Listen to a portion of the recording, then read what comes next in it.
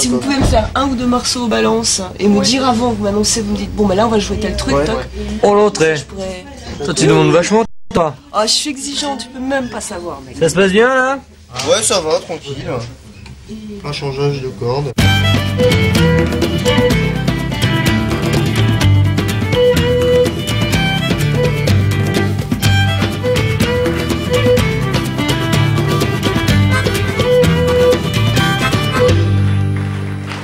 Dema, Digemerma der Binu Club, bonjour, bienvenue au Binu Club, bonjour le public.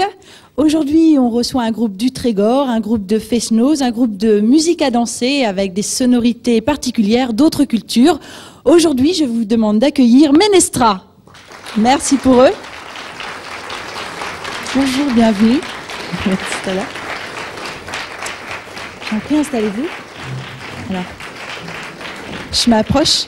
Donc, Frédéric, on commence tout de suite par un andro, je crois. Non, c'est un anterdro. Anterdro, donc Anterdro avec Menestra, tout de suite.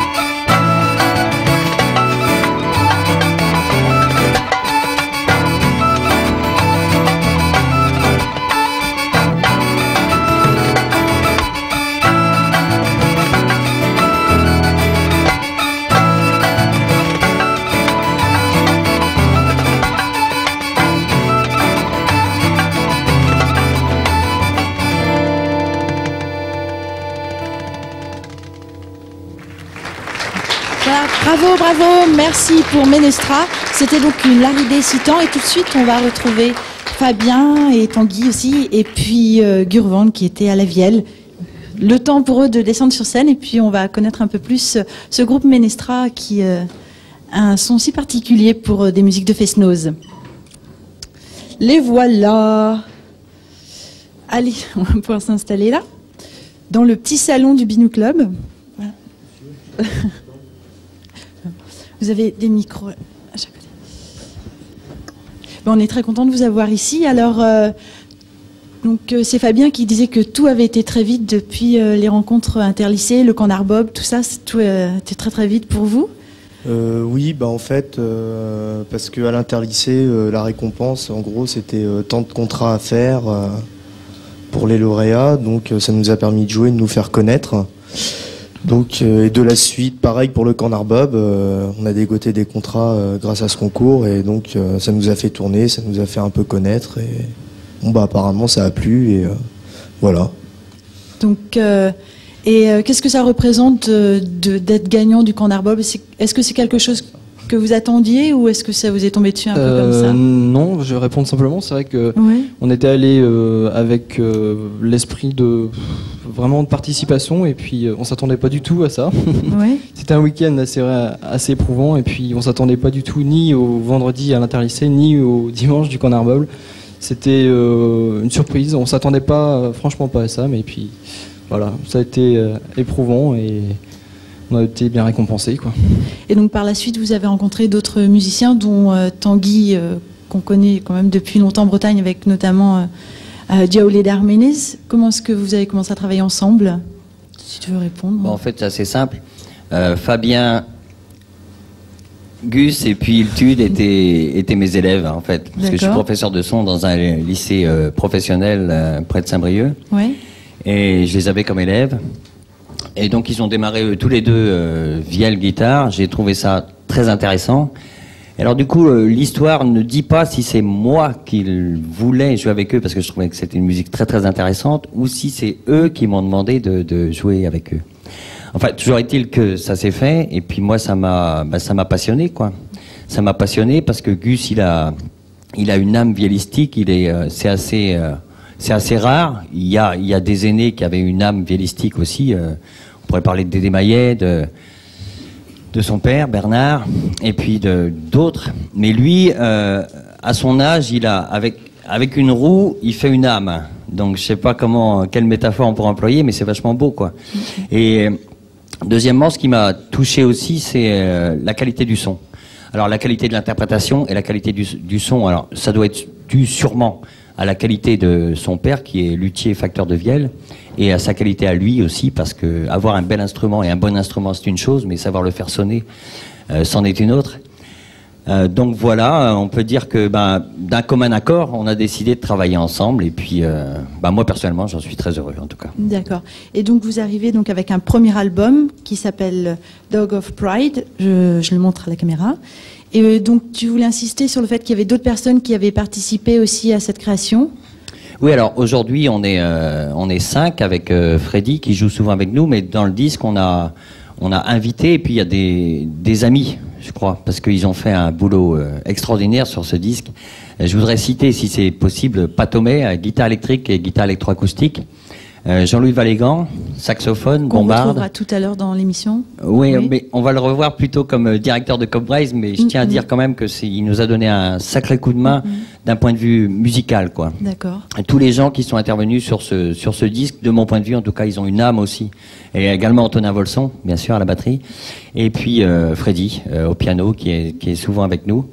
Alors, cette histoire, c'est simplement nous, on avait on a une musique à 4, et puis on a aussi des gens qui, par moment, apportent un plus, quoi, un plus. Je dirais pas quoi, mais alors c'est difficile à dire parce que quand on n'est que nous 4, est-ce qu'on est moins bon? Je sais pas, je sais pas. Mais en tout cas, c'est vrai que dans ce disque-là, tous ces musiciens-là, si je peux les remercier personnellement au nom du groupe, ils ont fait un boulot extraordinaire. Enfin, de mon point de vue, j'aime beaucoup ce qu'ils ont joué dans le disque. Et voilà. Mais par contre, après, pour faire tourner une grosse formation, c'est c'est plus difficile. différent. Donc, Mais au niveau des morceaux en eux-mêmes, c'est des morceaux danse. Est-ce que vous avez dû faire une adaptation particulière pour justement la vielle ou comment est-ce que vous avez travaillé? Si tu veux répondre. Non, on a fait une adaptation. Entre guillemets, c'est que par rapport au répertoire qu'on a, Ouais.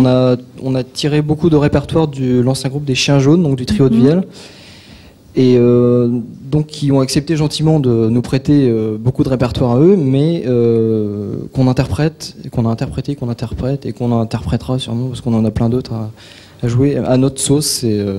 C'est des arrangements communs et puis mais c'est la version Ménestra, quoi. D'accord. La vielle, c'est un instrument qu'on retrouve, disons, en Bretagne plus dans les Côtes d'Armor, ou est-ce que c'est commun, l'origine un petit peu partout? En Bretagne, oui, c'est vrai que un pays extrêmement touché, c'était le Méné.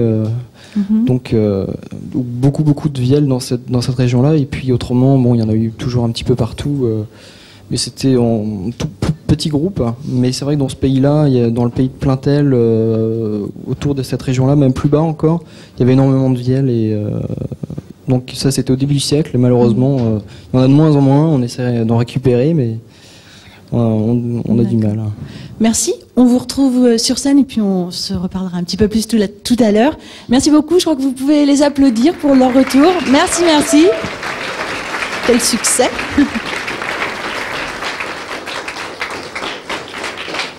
Ops.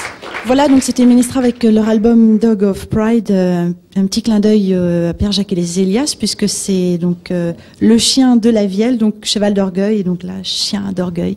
Voilà, et on continue en musique.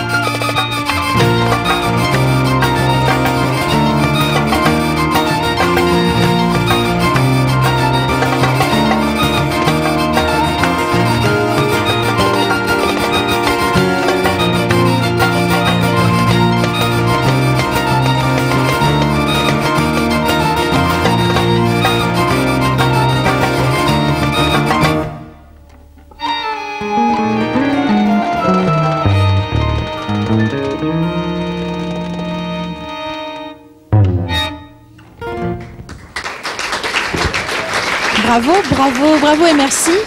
Le temps que les musiciens nous rejoignent, je vous présente Jean-Louis Levallégan, qu'on connaît déjà un petit peu, qui vient ici, bonjour Jean-Louis, de Cobb Braze, donc qui a produit le CD. Alors j'avais une question pour justement un peu l'homme d'affaires. Est-ce qu'on n'est pas dans une crise de croissance en fait de l'industrie du disque avec toutes ces multinationales qui arrivent et qui s'installent? On pourrait penser qu'on est dans une crise de croissance parce qu'il y a profusion de production de musique bretonne et celtique en particulier. Aujourd'hui, il y a en gros 150 à 200 disques de musique bretonne qui sont produits dans l'année. Pour notre part, sur la maison Cobb Braze, on en produit 15, ce qui est énorme au regard de nos moyens. Crise de croissance, je crois qu'on met sur le devant de la scène, et là l'ensemble de l'industrie du disque met sur la scène un ensemble de gens, de personnes, de talents. Le public va faire bien évidemment son choix. Bien évidemment, ça met sur le devant aussi la diversité des musiques celtiques et bretonnes, et ça a des retombées de popularité pour tout le monde. Crise de croissance aujourd'hui, je pense qu'il va y avoir un filtre qui va s'opérer. Je ne veux pas dire que seulement les bons resteront, malheureusement, mais il y aura eu à un moment une focalisation sur un genre qui est intéressant et qui va, à mon sens, rester comme un genre de référence. On va parler du celtique comme du reggae, comme du jazz ou comme d'autres formes de musique. Et je pense qu'on aura, avec un coup de projecteur dû notamment à Stivell dans l'Arbraz, on va pas refaire l'histoire à chaque fois, non.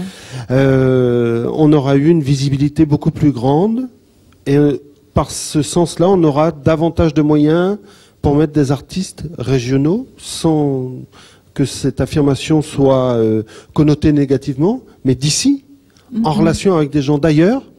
Et ça, pour le bien de tout le monde, la reconnaissance de la vivacité d'une communauté, quoi. Alors, c'est quoi les bonnes ventes de disques en Bretagne? Ça représente à peu près combien d'exemplaires? Alors là, si vous me permettez, Jeanne, je vais parler de ce que je connais. Oui, bien sûr, mais vaut mieux. Hein, c'est particulièrement mon travail que de regarder ça sur la maison. Bien sûr. Chez nous, les très bonnes ventes, c'est le Bagat de Landbioué, avec 50, 60 000 ventes, ce qui peut paraître un peu exceptionnel. Ce qui n'est pas du tout exceptionnel parce que c'est une formation qui rayonne sur le monde entier. Et là, on voit très bien que lorsque il y a une médiatisation au-delà de la région, et bien ça rapporte. Et là, on parle en termes marchands. Autrement, on retrouve aussi dans les très bonnes ventes Sonoriendu, Didier Skiban, associé ou non à Jan Fanch Kemener. Et après, là, on est sur des ventes aux alentours de 40 000 ventes, ce qui est extrêmement important. Et après, on va trouver tout ce qui est des start-up jeunes pousses. Est-ce qu'il y a plus de place pour la musique de Fest-Noz ou la musique à danser? Est-ce que c'est quelque chose de... Est-ce que c'est une grande proportion? C'est une proportion très importante puisque la médiatisation immédiate, je dirais, c'est le Fest-Noz. C'est une médiatisation populaire où, pour moins d'une place de cinéma, on se procure... l'ouverture pour la semaine, la rencontre avec les gens, etc. Donc il est automatique qu'avec des épreuves comme le concours interlycée, le camp Narbonne, la profusion d'organisateurs de festivals et autres, de bénévoles, d'associations, ce soit la musique de Fest-Noz. D'ailleurs, avec un petit regret, c'est qu'il n'y ait qu'une part infime du répertoire qui soit exploité, parce qu'on est surtout sur la danse, alors qu'il y a encore des possibilités énormes. D'ailleurs, je voulais vous demander, vous avez essentiellement ou pratiquement que des danses, c'est volontaire ou est-ce que vous travaillez aussi d'autres compositions? Des danses, oui, c'est volontaire, parce qu'on est quand même avant tout un groupe de Fest-Noz, donc nous, notre but, c'est de faire danser les gens. Mais sinon, non, on joue des mélodies, quoi. Donc qui ne se dansent pas, mais sinon on fait que de la musique à danser. Voilà. D'accord. Et vous travaillez des mélodies de quel répertoire, plutôt du Trégor ou on a eu l'occasion dans le CD de travailler une mélodie pour l'instant, enfin qu'on a mis sur le CD, mais qui est une mélodie traditionnelle. Elle est de chez moi Elle était donc elle s'appelle Attendez jusqu'à demain, c'est celle qui est sur le CD. Ouais. Et donc c'était une mélodie qui était chantée par mon arrière-grand-mère et qui sûrement était qui lui avait été transmise depuis plus longtemps que ça encore. Enfin, donc on a récupéré cette mélodie-là qui est dans mon fief Carbeuf. Donc voilà. Est-ce que vous vous sentez dépositaire de quelque chose, une tradition, quelque chose à transmettre, même si vous êtes très jeune, mais est-ce que vous ressentez ça par tout ce qu'on vous a transmis? Enfin...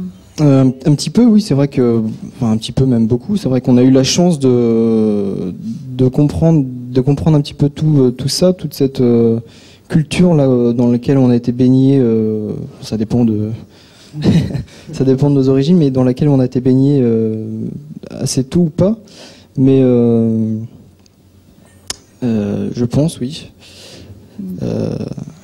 Et je m'en mêle complètement les pinceaux, mais c'est pas grave. C'est pas grave. De toute manière, on vous retrouve tout de suite pour encore quelques morceaux. Je crois que vous pouvez les applaudir pour leur retour sur scène. Merci pour eux. Merci Jean-Louis. Ce fut bref, mais très instructif. Et donc, je pense qu'on continuera à suivre Ménestra, j'en doute pas. On va essayer de les suivre, de les précéder, de les accompagner encore mieux. D'accord. Merci beaucoup. Merci. Et puis, place à la musique.